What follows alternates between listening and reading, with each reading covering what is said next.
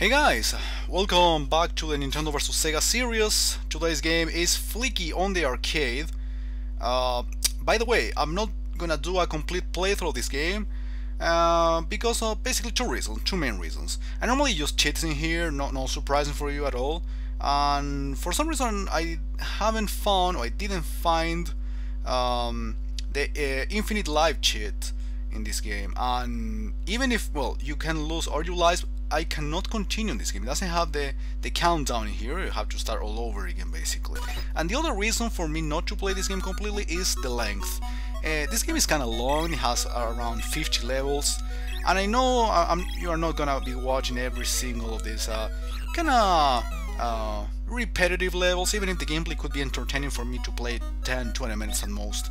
But it's not a game for me to play from beginning to end, especially considering, for example, that fact, as I said before, that probably I won't be able to beat it without cheating. And since I'm not able to use that specific cheat I'm looking for, in this case infinite lives, I'm not gonna make it, but I think it will be enough for now to provide a short gameplay of this game. You probably know this game. It was released on the Sega Genesis, on the MSX, among other consoles. It's a kind of well-known Sega character. The main objective, as you can see, is to rescue these chirps called Pio Pio and take them to the main door in which the word Flicky appears. And of course I have to avoid these house cats who want to kill me, basically. So it's not that complex, and the good thing about this game is that if you die, of course if you rescue a certain amount of chirps before you die, you just have to, after reviving, after restarting, you just have to get the remaining POPs on screen. You'll have to start all over again and rescue every single of them again. But, well, unfortunately it has a limited amount of lives, and you cannot continue if you lose them all. This is a sort of bonus round. It is a bonus round, it's not a sort of, it is.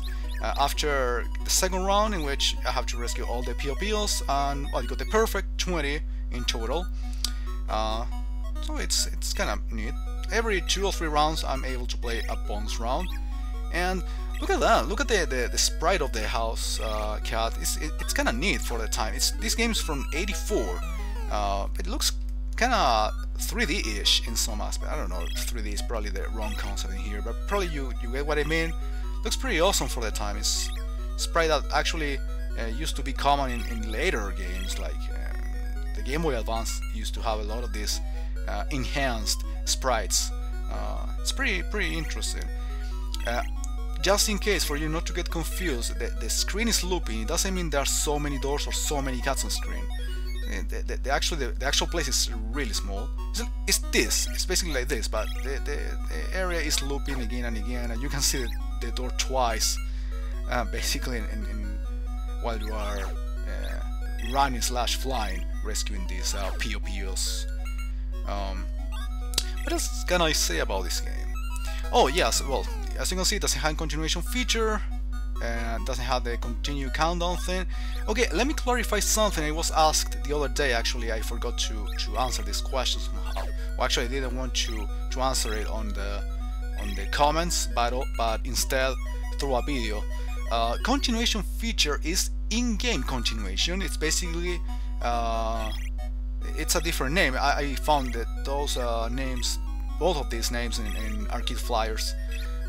Continuation feature or in-game continuation, which is the fact or the possibility of reviving or continue the gameplay right after you die. It means you don't have to restart the level all over again or from a checkpoint, but from the exact same place you get killed.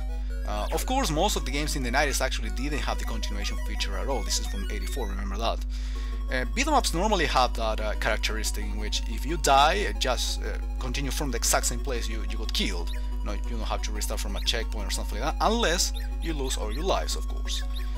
Okay, and now the pattern of this of the POPs changed. That's why I didn't get them all at first, but actually I got it at the very end. This is round 8. Actually making quite a lot of progress in just one video, but even so, I think this is my last life. Yeah, as you can see at the bottom, my last life. So it's kinda